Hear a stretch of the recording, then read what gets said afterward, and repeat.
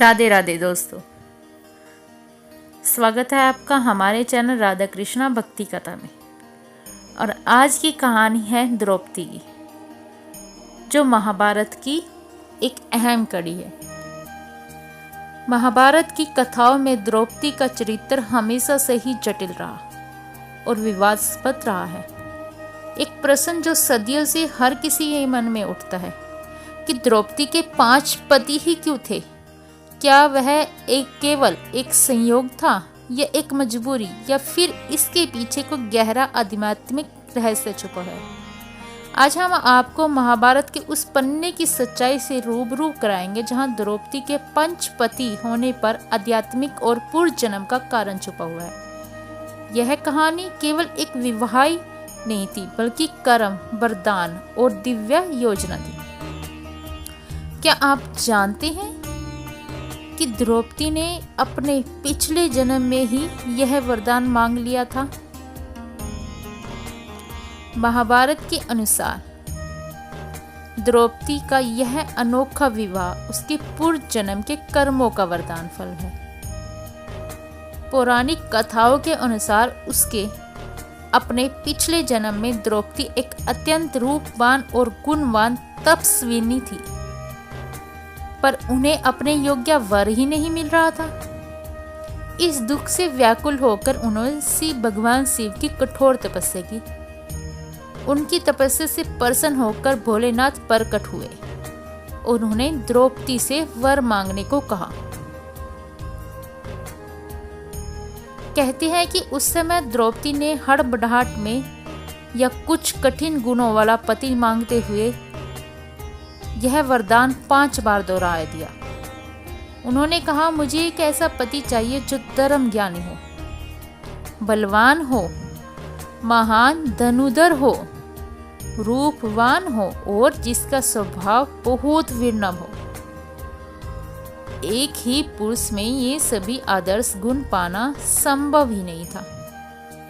इसलिए भगवान शिव ने मुस्कुराते हुए कहा, पुत्री, तुम्हें 5 बार वर मांगा है, इसलिए तुम्हें अगले जन्म में 5 गुणों वाला 5 पति प्राप्त होंगे। एक पुरुष में इतने महान गुण नहीं समा सकते। और यही वरदान द्वार युग में सत्य हुआ। जब द्रौपदी का विवाह हुआ तो पांडवों से हुआ, लेकिन हर पांडव में इनमें से एक एक गुण प्रमुख रूप से मौजूद था। आध्यात्मिक दृष्टिकोण से यह 5 पतियों का होना आदर्श पुरुष से गुण का प्रतीक था।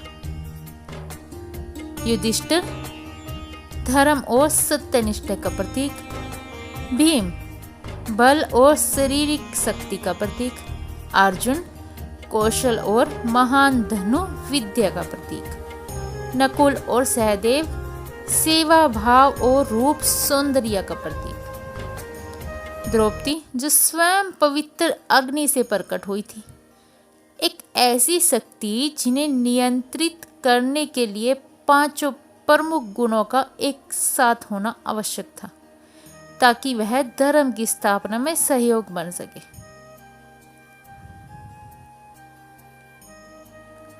कुंती का आदेश और धर्म संकट। तीसरा कारण था कुंती का आदेश। धर्म और विवाह के पीछे एक तात्कालिक और सामाजिक धर्म संकट भी है, जिसे हम कुंती का अनजाने में दिया गया आदेश कहते हैं।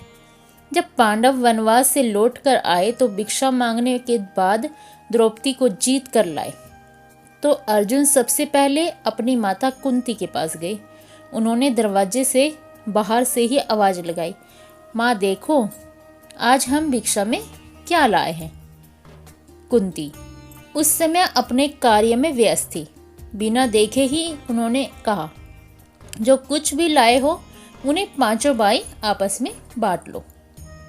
एक माता की आज्ञा को मानने वाले पांडवों के लिए सर्वोपरम परिधर्म था एक बार कही गई बात वापस लेना या झूठ साबित करना उनके आदर्शों के खिलाफ था। यह एक बड़ा धर्म संकट पैदा हो गया। धर्म कुंती की आज्ञा का पालन करना। संकट, एक स्त्री को 5 भाइयों में कैसे बांटा जाए। इस धर्म संकट को सुलझाने के लिए जब महर्षि वेद व्यास को बुलाया गया तब उन्होंने पांडवों को पूर्व जन्म की कथा सुनाई और उन्हें समझाया कि यह विवाह ईश्वरीय विधान के अनुसार ही होता है। उन्होंने कहा कि यह केवल संयोग नहीं है बल्कि दैवीय योजना का हिस्सा है। इस प्रकार माता कुंती के एक आदेश ने उस दिव्य योजना को जमीन पर उतारने का सामाजिक आधार तैयार कर दिया। चौथा कारण, दिव्य योजना और संतुलन का रहस्य। अब हम बात करते हैं सबसे गहरे आध्यात्मिक कारण की। यह कारण बताता है कि द्रौपदी का यह विवाह केवल संजोग या वरदान नहीं बल्कि सृष्टि में धर्म पूर्ण स्थापना के लिए एक आवश्यक दिव्य योजना थी। महाभारत कथा के अनुसार 5 पांडव वास्तव में पूर्ण जन्म के 5 इंद्र थे और द्रौपदी साक्षात स्वर्ग की लक्ष्मी का स्वरूप थी। इन इंद्रों के को उनके अहंकार के कारण मानव रूप से जन्म लेना पड़ता है। उन्हें अपने अहंकार से मुक्ति होने और धर्म की रक्षा के लिए यह एक महान शक्ति की आवश्यकता थी जो उन्हें एकजुट रख सके। द्रौपदी वह शक्ति थी जो इन पांचों को इंद्रों पांडवों को एक सूत्र में बांध के रख सकी। यदि द्रौपदी का विवाह केवल अर्जुन से होता तो अन्य 5 का अहंकार समाप्त नहीं होता और उनमें फूट पड़ जाती। द्रौपदी के माध्यम में 5 शक्तियां पांडव एक नई रूप के कार्य कर पाई जो अधर्म के खिलाफ लड़ने के लिए जरूरी था।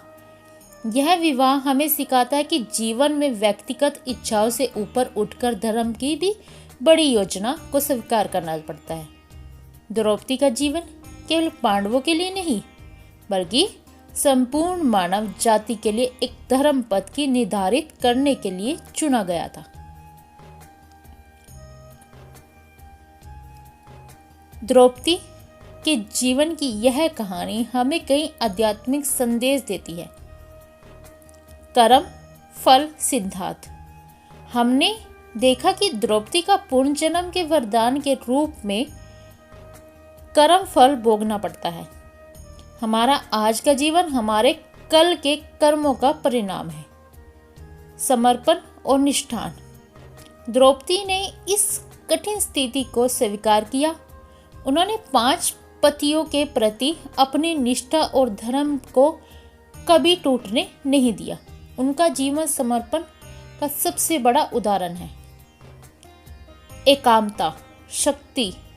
यह विवाह दिखाता है कि यदि अलग अलग शक्तियां जैसे 5 पांडव एक लक्ष्य द्रौपदी द्वारा प्रतिनिधित्व के लिए एकजुट हो जाते हैं तो वे दुनिया के सबसे बड़े अधर्म का कौरवों का सामना कर सकते हैं। द्रौपदी केवल एक रानी नहीं, वह धर्म की अग्नि थी। उनकी कहानी हमें सिखाती है कि जीवन में सबसे अजीब और कठिन परिस्थितियों के पीछे भी कोई ना कोई गहरा आध्यात्मिक कारण और ईश्वरीय योजना छुपी होती है।